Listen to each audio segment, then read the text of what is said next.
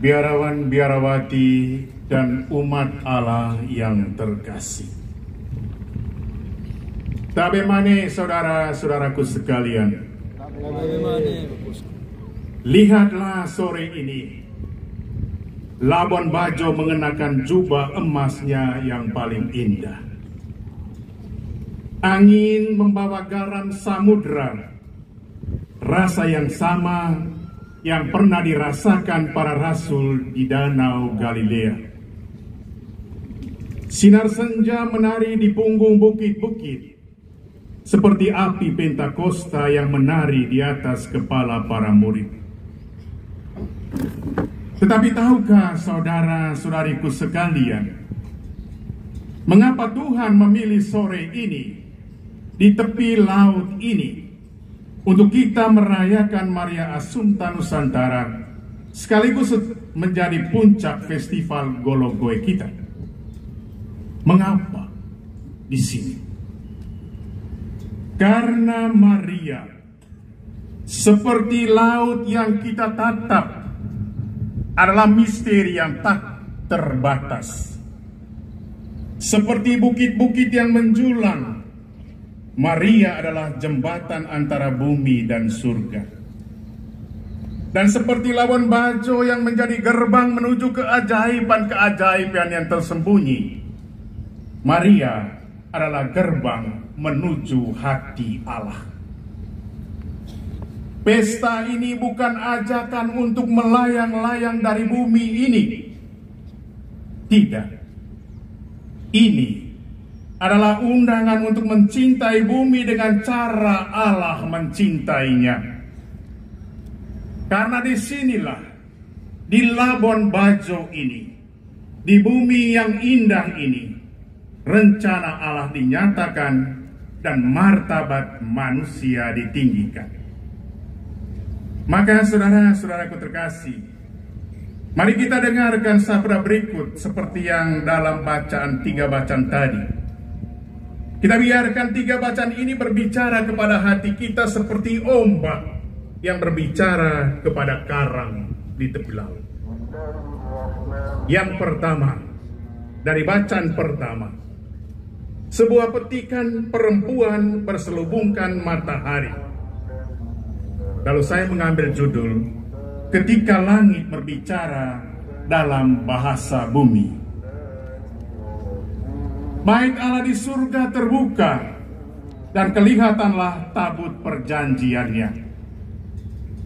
Saudara-saudaraku terkasih, bayangkan seluruh surga menahan nafas, pintu-pintu keabadian terbuka lebar, dan yang pertama kali kita lihat itu apa?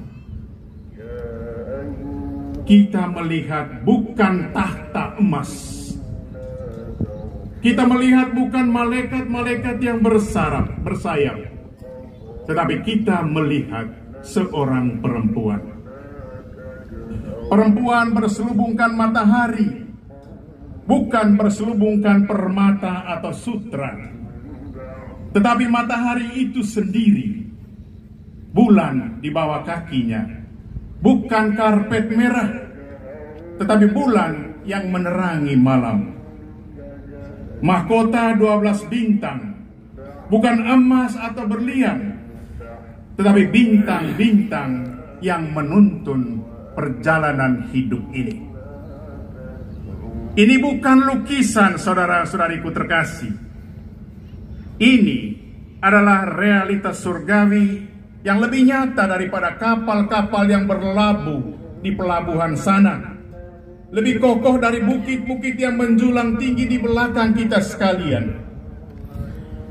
Tradisi gereja membaca 3 lapis makna di sini. Dan ketiganya seperti 3 warna benang dalam kain songke nenek moyang kita.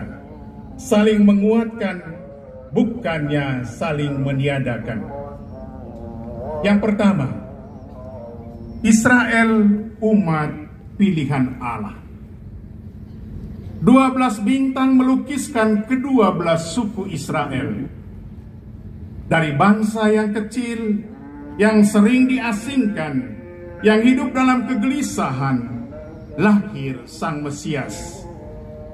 Seperti Flores kita ini yang kecil, Flores yang terpencil, tetapi dari sini bisa lahir kesaksian iman yang menggetarkan dunia.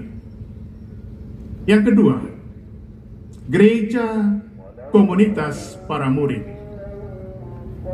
yang ditindas naga merah besar namun dipelihara oleh Allah di padang gurun.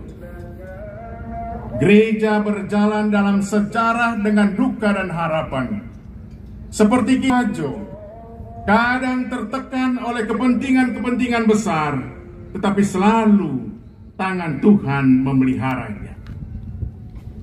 Ketiga, Maria pribadi yang mewujudkan puncak panggilan. Dari rahimnya lahir putra yang akan menggembalakan segala bangsa. Maria adalah Israel yang sempurna, gereja yang tanpa noda. Tetapi ada makna keempat, saudara-saudariku yang terkasih, yang sangat dekat dengan hati kita pada sore hari ini, yakni bumi yang kita cintai ini.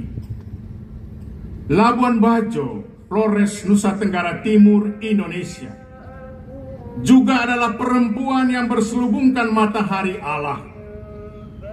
Tanah kita yang subur, laut kita yang kaya, budaya kita yang beragam, semuanya adalah selubung kemuliaan Tuhan. Gambaran tabut perjanjian yang segera disusul kemunculannya perempuan, ini bukan kebetulan literatur. Ini adalah wahyu yang sangat mendalam. Tradisi melihat Maria sebagai tabut perjanjian yang baru. Bukan lagi memuat loh batu Taurat yang dingin, melainkan Sang Sabda yang menjadi daging hangat dalam rahimnya. Karena itu, penghormatan surgawi kepada tabut menubuatkan kemuliaan Maria. Ia yang sepenuhnya tanpa syarat menyerahkan diri kepada Allah, layak berada di kemuliaan bersama putra. Tetapi saudara-saudaraku, naga merah mengaum. Naga merah besar dengan 7 kepala, 10 tanduk, dan 7 mahkota. Ekornya menyeret sepertiga bintang-bintang dari langit dan melemparkannya ke bumi. Itu tandanya karya Allah di dunia ini selalu dan selalu diganggu oleh kekuatan yang memecah dan merusak. Di zaman kita, saudara-saudariku terkasih, naga itu punya wajah yang sangat kita kenal. Keserakahan yang menjadikan alam ini sebagai mesin uang. Perdagangan manusia yang memperdagangkan anak-anak kita. Eksploitasi alam yang membunuh terumbu karang kita perlahan-lahan merusak. Budaya yang dikomodifikasi tanpa martabat, dijual murah untuk selera turis. Pariwisata yang menguntungkan segelintir orang kaya, sementara nelayan kita semakin miskin. Tetapi saudara-saudaraku, dengarkan baik-baik wahyu ini. Sekarang telah tiba keselamatan dan kuasa dan pemerintahan Allah kita. Pesannya jelas seperti matahari pada sore hari ini. Karya Allah tak bisa digagalkan oleh naga manapun. Tugas kita adalah memilih di manakah kita berdiri. Di pihak perempuan dan bayinya atau di pihak naga merah. Labuan Bajo diberi anugerah panorama dan budaya yang luar biasa. Menghormati Maria sebagai tabut baru berarti menjaga anugerah ini. Laut yang biru, bukit yang hijau, karang yang hidup, dan yang terpenting manusia yang bermartabat. Ketika kita merajut kebangsaan dan menata pariwisata, kita sedang memilih apakah kita akan berdiri di pihak perempuan berselubungkan matahari, ataukah kita berdiri pada pihak naga yang ingin menelan semua yang indah-indah ini. Dari bacaan kedua, penggalan yang disampaikan oleh Paulus, Kristus sebagai buah sulung. Saya memberi judulnya, Ketika Harapan Mendapat Tubuh Abadi. Paulus berkata dengan keyakinan yang menggetarkan, Kristus telah bangkit sebagai aparche, buah sulung dari orang-orang yang telah meninggal. Aparche, tahukah kalian apa artinya? Ini bukan sekedar yang pertama. Aparche adalah sebuah buah yang terbaik, buah yang dipersembahkan kepada Allah sebagai jaminan bahwa seluruh panen akan berhasil. Ketika petani memberikan aparche, ia berkata, Tuhan, ini yang terbaik dari ladangku, dan seperti yang terbaik ini, seluruh hasil panenanku akan kupersembahkan kepadamu. Saudara-saudara, logika Paulus sederhana, tetapi logika yang mengguncangkan dunia. Adam pertama menyeret kita dalam kematian. Adam baru, yakni Kristus, menarik kita masuk dalam kehidupan. Akhirnya, musuh terakhir yang dibinasakan adalah maut. Di manakah Maria dalam misteri yang dahsyat ini? Dalam iman gereja yang ditegaskan secara resmi setelah pertimbangan yang paling mendalam, Maria yang sempurna bersatu dengan putranya mendahului gereja dalam kemuliaan. Sesudah menyelesaikan hidup di dunia, diangkat ke sorga jiwa dan raga. Apa artinya, saudara-saudaraku terkasih? Ini artinya bahwa di dalam diri Maria, buah Paskah Kristus telah berbuah penuh. Yang kita rayakan sore ini bukan dongeng indah, bukan harapan kosong, melainkan tanda profetis tentang masa depan kita semua. Tubuh manusia, tubuh kita yang berkeringat di bawah terik matahari Flores ini, tubuh kita yang lelah setelah menarik jala dari laut, tubuh kita yang menua, tubuh yang adalah ciptaan Allah yang baik ini, tidak ditakdirkan dibuang seperti sampah, tetapi untuk dimuliakan seperti tubuh Maria. Dan kalau tubuh manusia dimuliakan, maka seluruh ciptaan, rumah bersama kita, tidak boleh dipakai seenaknya seperti tisu sekali pakai. Disinilah kita menjadi yakin bahwa pariwisata berkelanjutan lahir dari teologi kebangkitan. Hormat pada tubuh berarti menghargai martabat pekerja hotel, menghargai keamanan pemandu wisata, menghargai hak-hak perempuan penjual ikan, dan masa depan anak-anak kita. Hormat pada bumi berarti pantai yang bersih, terumbu karang yang hidup, hutan bakau yang hijau, air laut yang jernih.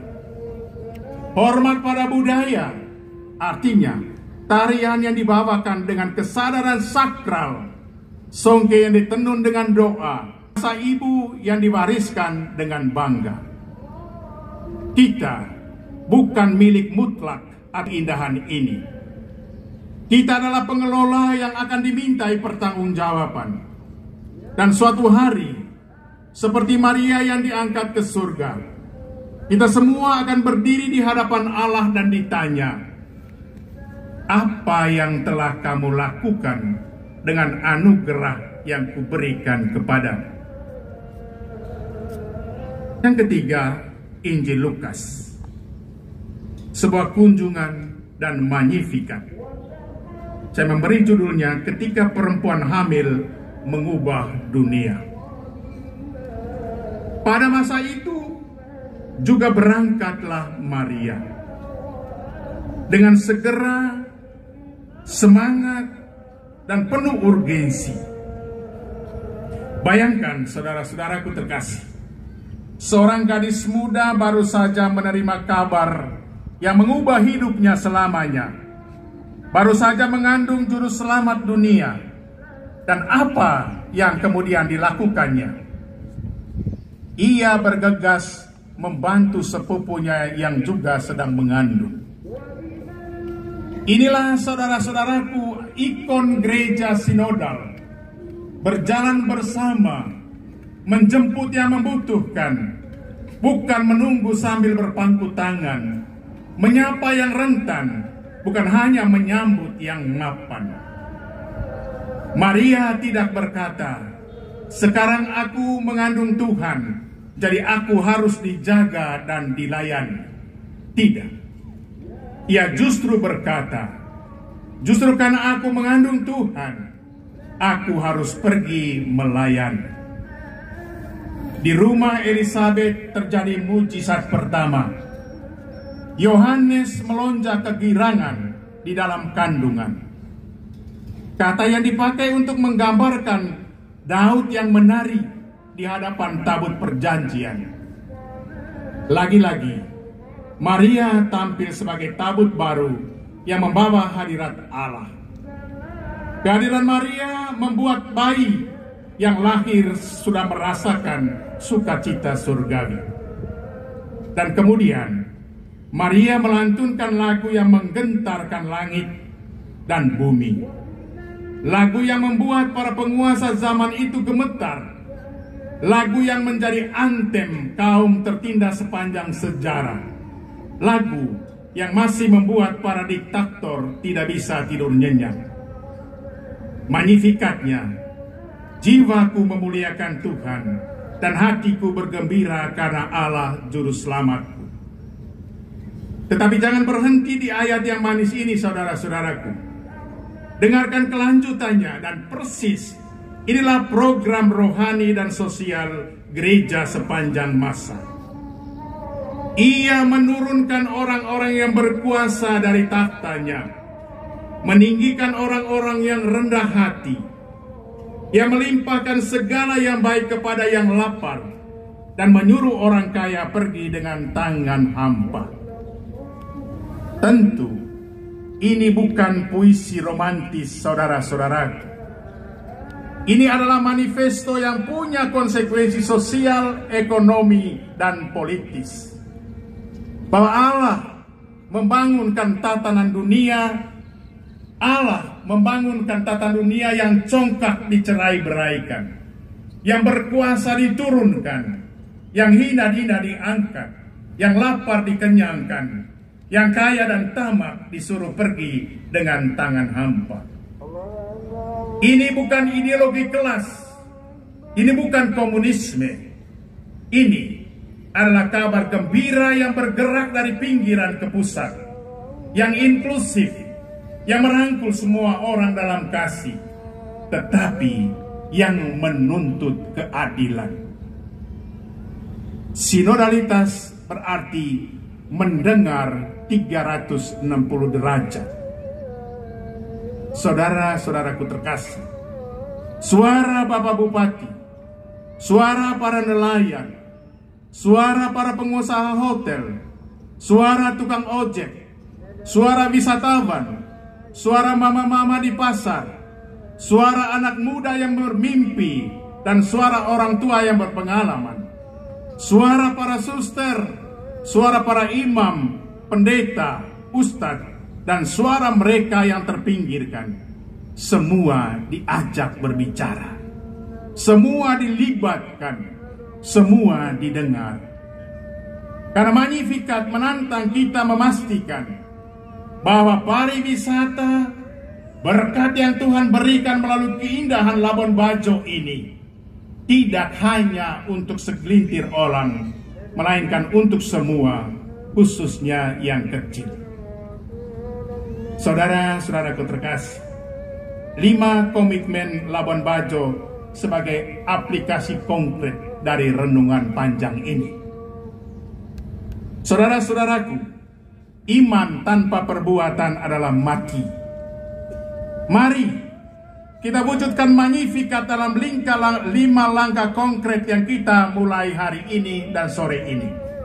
Pertama, jadikan setiap hari sebagai hari ekologis yang sakramental. Kurangi plastik seperti mengurangi dosa. Siapkan refill stasiun air minum di tempat-tempat publik. Dukung penanaman mangrove seperti menanam harapan. Dan rayakan Car Free Day sebagai hari syukur kepada Sang Pencipta.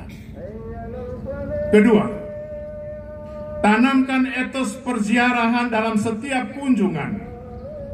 Mari kita ajak wisatawan datang sebagai peziarah yang menghormati, bukan penakluk yang serakah. Menghormati tempat seperti rumah sendiri, berfoto tanpa merusak, berenang tanpa menginjak karang, karena setiap sudut Labuan Bajo adalah rumah kita bersama. Ketiga, wujudkan ekonomi yang adil bagi semua. Pastikan UMKM lokal mendapat ruang strategis. Tour guide lokal memperoleh training dan upah yang layak. Dan hasil laut nelayan kita dibeli dengan harga yang menghargai jerih payah mereka. Keempat, bangun benteng perlindungan martabat manusia. Bentuk koalisi anti perdagangan orang. Jadikan setiap paroki sebagai tempat aman untuk melaporkan eksploitasi dan sediakan hotline 24 jam untuk korban. Karena setiap manusia adalah gambar Allah yang tak boleh diperdagangkan. Kelima, hidupkan forum sinodal berkelanjutan yang melibatkan pemerintah, komunitas-komunitas agama, pelaku usaha, akademisi, dan masyarakat. Bukan sekedar rapat tanpa hasil, tetapi forum dengan target jelas dan monitoring berkala. Karena berjalan bersama adalah cara kerja kerajaan Allah. Sebagai penutup dari renungan ini, saya memberi judul Mata ke Surga, Kaki di Bumi. Saudara-saudaraku, matahari sudah mulai tenggelam. Bintang-bintang pun akan muncul seperti harapan kecil yang kita tanam pada sore hari ini. Maka Maria Assumpta mengangkat mata kita ke surga supaya kaki kita menjejak bumi dengan cara yang benar. Maka dari tepi laut ini, mari kita semua berdoa. Bunda Maria, tabut perjanjian yang baru, perempuan berselubungkan matahari keadilan, ibu yang bergegas melayani. Ajar kami merajut kebangsaan tanpa meninggalkan siapapun. Kristen dan Muslim, Hindu dan Buddha, Manggarai Raya, kaya dan miskin. Ajar kami membangun pariwisata yang memuliakan ciptaan dan martabat manusia, yang melihat laut sebagai katedral dan bukit-bukit sebagai altar, dan setiap orang sebagai gambar Allah. Ajar kami berjalan sinodal, saling mendengar dengan hati terbuka, saling menanggung dengan bahu kokoh, saling mengasihi dengan cinta yang tidak pernah lelah. Lindungi kota Labuan Bajo yang indah ini. Lindungilah tanah Flores yang mempesona ini. Lindungilah Nusa Tenggara Timur yang kaya ini. Lindungilah Indonesia tercinta yang beragam ini. Dengan perlindungan-Mu, semoga kami menjadi saksi-saksi hidup bahwa surga dan bumi bisa bersatu, bahwa iman dan kehidupan bisa sejalan, bahwa cinta Allah dan cinta sesama adalah satu dan sama. Semoga Tuhan kita sekalian. Amin.